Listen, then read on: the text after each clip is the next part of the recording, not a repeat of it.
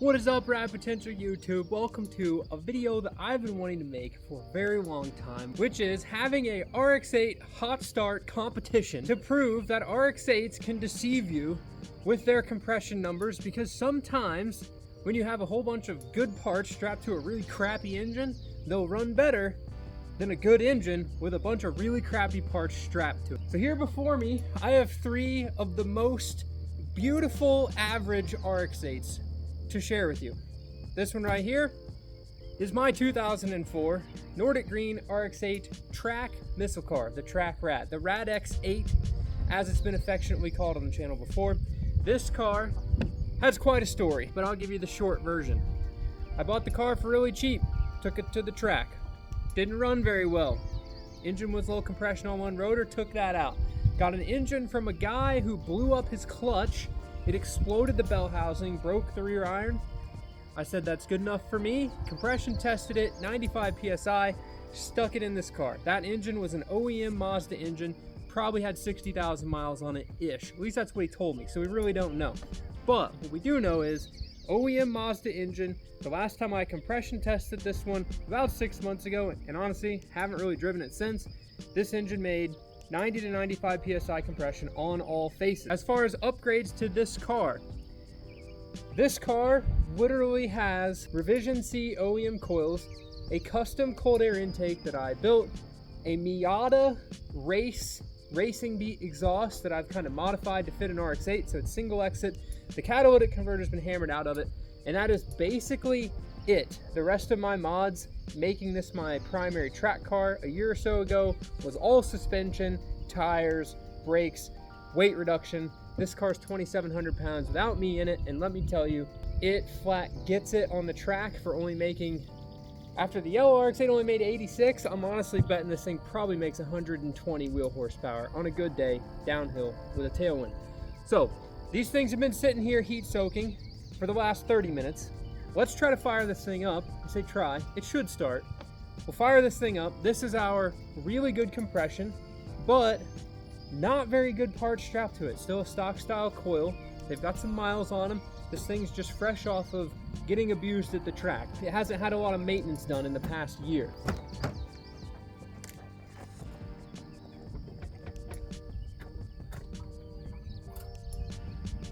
Gotta count the seconds. We're comparing seconds here.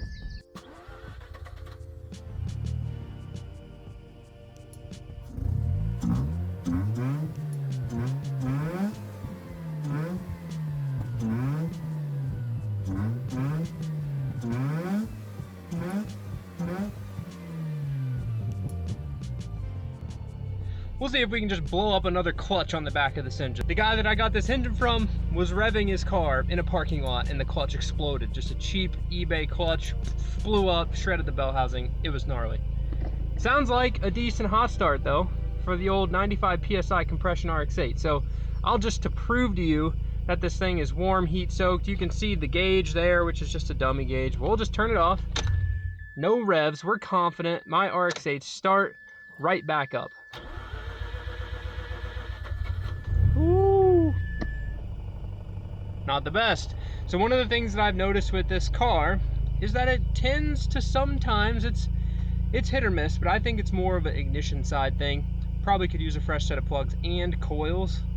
Is that whenever the coils get hot, it doesn't quite like to start as fast as a 95 PSI compression engine should. So this one hasn't been on the dyno yet, but this one is gonna get torn all apart, and we're gonna do the hybrid RX7, RX8 Renesis engine in this car. So it's getting a fresh engine, we'll do fresh coils, the whole deal, make this thing super nice, all out NA build. So stay tuned for that series here in the next month or so when we start digging into that engine. Let's go check out the yellow RX8. The yellow RX8 is fresh off of its road trip to Virginia. Literally got back yesterday. You should go check out that video. We went and visited the Gears and Gasoline guys to help with their 2009 R3 RX8 engine rebuild. So this car's story is quite entertaining, but yet pretty standard for most RX8s you're gonna find Facebook Marketplace. I bought this RX8 for the price of the seats. Literally, I was like, well, if it doesn't run, I have an engine core, a 6-speed trans, and a set of RX8 leather seats I can sell that are in decent shape. So, needless to say, it was cheap and not running. Didn't compression test it, didn't do anything. Brought it home, we got it running, took it straight to the dyno. No tweaking, no nothing, straight to the dyno, didn't even drive it that much. This thing put down a whopping 86 horsepower to the hubs on a Dynocom hub dyno at Phalanx Performance. Those numbers were strikingly unimpressive to us. I knew this thing was hurt. It's an old tired rebuilt engine that I don't really know how many miles were on it whenever I bought the car. I was just happy to be getting a mostly complete RX8 for a really good deal. We strapped a set of LS coils on this car on the dyno, and we picked up nearly 30 horsepower, from 86 to 113 wheel horsepower. Huge improvement just from ignition coils alone. I also installed a Zone adapter from Rotary Aviation, and I have been running renewable lubricants premix in the Zone adapter. So what the Zone adapter does is it intercepts the oil to the oil metering pump. The oil metering pump injects that oil into the rotor housings to keep everything lubricated and happy. By intercepting the crankcase oil, I can now inject premix, good, clean, burnable, happy oil into the combustion chambers, which in this engine's case helped it out just a smidge from our compression numbers on the dyno to our compression numbers just a couple weeks ago. On the dyno, this thing made 78 psi of compression, which in Mazda's book means needs rebuilt. Coming back to the ranch and compression testing it after I had driven it for a little while, it made a whopping 83 psi of compression. After blowing some of the carbon out, letting all of the long-term fuel trims learn, this thing is honestly one of the fastest starting RX8s that I have ever seen. So let's see how it compares to the green one. Buzz Lightyear, the lightning yellow RX8, fastest hot start you're ever gonna see. So jam it. So you can see I don't touch the gas in any of these, and some of them the clutch safety switch doesn't work, so we don't even have to touch a pedal. Listen to this thing fire up.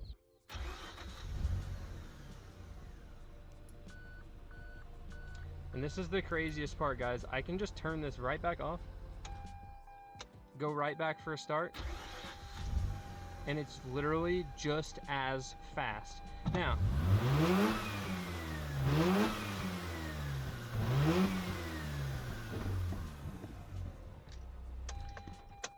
this thing is definitely not as crispy sounding, as crispy revving, because it's literally all stock as far as the exhaust and intake and clutch and stuff go. But how about that hot start from a low compression engine with the Zone adapter, keeping all the carbon away, and a good set of ignition coils firing those spark plugs super hot, which is band-aiding this thing's low compressionness and making it a reasonably reliable daily driver. Because honestly, I've put about 3,000 miles on this car, 1,100 of them in one trip, and the only issue I had was an issue that I caused myself, and I ran this thing out of gas and stranded me on the side of the road, and I had to push it to a gas station. Fortunately, it was just out of fuel. I literally thought the engine expired or something bad happened, but the lack of a flashing check engine light was pretty sure that we were just out of gas and my fuel level sensor's reading wrong. Let's check out the blue RX8. This blue RX8 has had a crazy adventure of a life. It lived its life as a daily driver in Nashville, Tennessee for many years. It has had a bunch of really good parts put on it, but in the recent years, it has fallen to the elements. It has lacked some maintenance. Some of the suspension bushings are just a little bit shot. Coilovers are a little bit wore out, and ultimately the engine is the cause of this neglect. Who knows how many miles the engine has? The cluster's been changed and some warranty engine and some crazy stuff, so they think that this car is well over 200,000 miles, which it definitely shows its age and that somebody has gotten a good bit of use out of it. But this one, it's got BHR ignition coils, but that coil kit's been on there for probably the better part of 8 to 10 years. And let me tell you, it doesn't exactly just fire up. The blue RX8. The clutch safety switch actually works, so I'm using my left foot here, but I most likely will actually have to use both my feet to start this. Sometimes it can be a bit cantankerous and take a minute to start. So let's fire this deal up. There we go. That one actually wasn't that bad. When I drove this thing home from Nashville last week, literally I stopped at a gas station and shut this car off, and when I restarted it, I wasn't so sure that it was going to start. It was just maybe we can get it to do it again. Let's see. How's hot start number 2?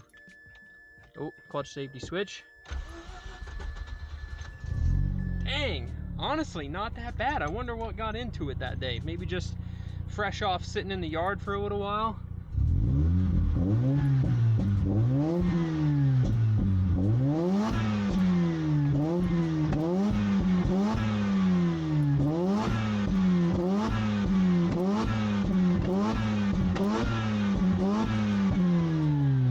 It might have spit a little bit of flames for us. Fortunately, the clutch stayed intact.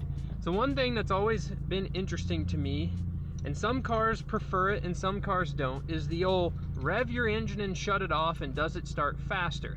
So in most people's cases with an average RX8, it's probably getting to the end of its engine life, injectors are clogged, hasn't had the best maintenance. You know, RX8s are cheap cars, so sometimes, no offense, the people who own them don't exactly take the best care of them when it comes to regular maintenance, or at least regular maintenance for what I would do to one of my nicer rotary cars. So let's go ahead, we're gonna rev this thing up, turn the key off, and what that does is shut the fuel injectors off as the engine is spinning down. So if your RX8 is prone to flooding, this shovels all the fuel out into the exhaust. Thus, when you try to restart it, it won't be as likely to be flooded. What I have noticed though, sometimes when you do that, it definitely cranks for a little while longer to start.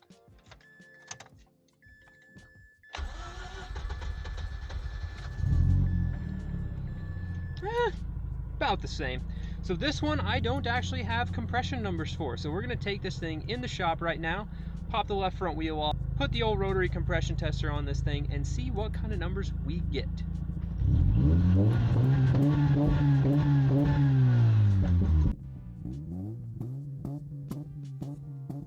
We're lucky the key was in the glove box. I really hope these aren't aluminum lug nuts. Aluminum lug nuts that have been on for forever. We could be looking at some corrosion. So I brought the jack over here so I could jack it up, but also because we need some leverage to hopefully not break this little adapter key thing and get this wheel off of here so that I can compression test it. All right, maximum breakage. Oh my gosh, this is way tighter than it should be.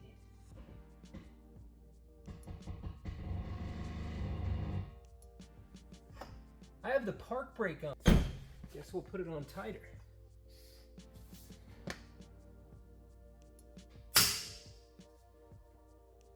Ooh.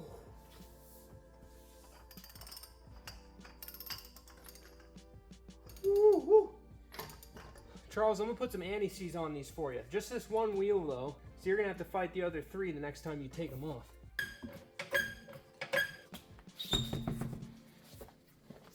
Also curious. Woo! That spark plug looks rough. Very black. Still has a little bit of the strap on it. One of the grooves completely full of carbon buildup, guys. You can see right there. It's supposed to have 4 slots all the way around. It's only got 2. The other 2 are full of carbon. This is for the rear rotor. All these lovely oil changes, dumping all the oil filters worth of oil down the back of the engine. This plug is covered in oil. So we're going to be using the rotary engine compression tester. I've gone ahead and pulled the fuel pump fuse out, so this car shouldn't start while we have the compression tester in it.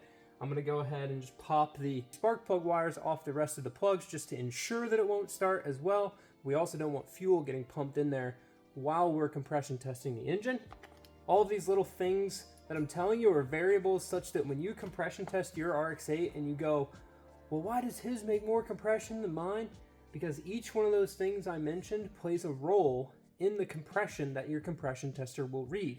If you go back on the channel, I made a video showing how to manipulate compression test numbers. I can make these numbers read 120 PSI on a 90 PSI engine.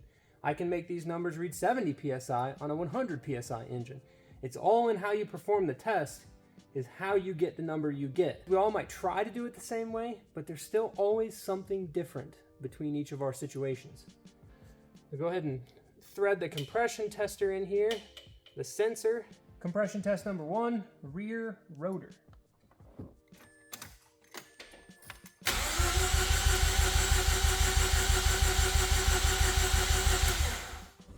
Woo!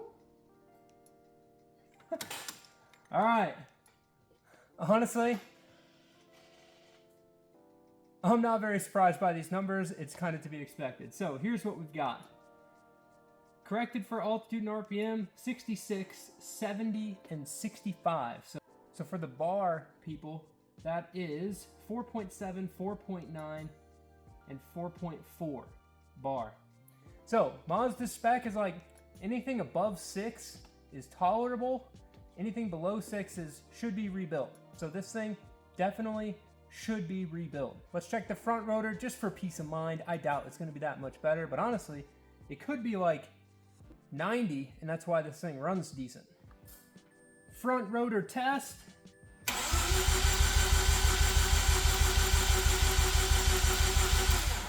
Woo! Oh, it's about the same.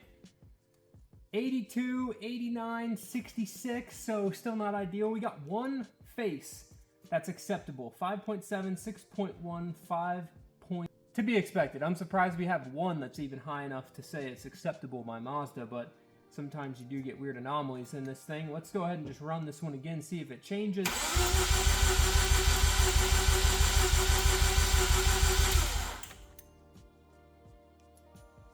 Now, well, 82, 82, 73. So we did get one that was a little higher. It actually came back down and normalized. 5.7, 5.7, 5.1 for the bar on that corrected. So what this compression tester does is actually corrects for RPM and altitude. Most of the time the altitude is going to be about the same. It's cranking at 192 RPM, so it normalizes the cranking speed to 250. This compression tester does the math. If you look at Mazda's chart, they actually have a chart so you can make those corrections yourself. You can find your RPM, you can find your compression number, you can go over and figure out the corrected value for your compression. All that being said, you should go check out the video on manipulating compression because it's a good learning experience for everybody who has a rotary or is potentially looking at buying a rotary, because you never know what the guy did to compression test your car. I also have a video comparing the electric compression tester to a piston compression tester, so go check that out as well if you have questions.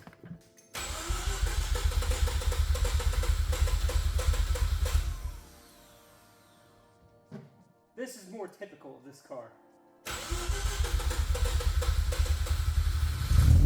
There we go. Always gonna make sure it starts before I put the wheel back on. Make sure I didn't get a plug wire hooked up wrong.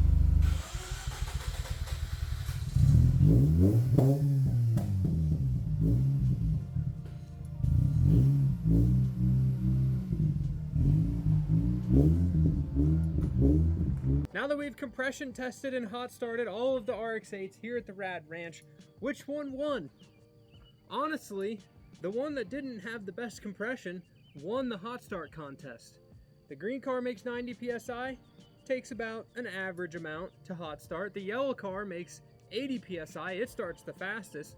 The blue car makes 70 PSI, and sometimes it struggles to start. I'd love to take the time to put all three of these on the dyno, but honestly, using my butt dyno to compare the horsepower numbers between these three cars, having ripped them on the street recently, the yellow car is definitely still the slowest, being stock. The blue car is probably next in line, but the green car isn't that much faster than it, because the mods done to the green car weren't in chasing horsepower as much as they were done in chasing not overheating in a 20-minute track session. What have we learned today? Not all RX8s are created equal. Strap good ancillary components to your rotary engine and you can band-aid low compression for who knows how long. We're gonna keep driving Buzz Lightyear the yellow RX8 until this thing quits. In a future video, I'm gonna throw some performance parts on this yellow RX8, a catback exhaust, a catless mid-pipe, we'll put an intake on it. We're gonna take this thing back to Ernie at Phalanx Performance and dyno it. And ultimately, what are we chasing with these videos about RX8s? We're just trying to educate you guys. If you're wanting to go buy an RX8, that does take a while to start. It might not be the compression of the engine, and you might be able to get away with just putting some coils on it and driving it for a while. So, with that, thank you guys so much for watching the videos. I hope you guys learned something and enjoyed just seeing what all the average RX8s I can get my hands on perform like. I'm going to keep making fun videos with the yellow car, the green car, getting some work. We've got more work going on the 4-rotor. Thank you guys again so much for watching.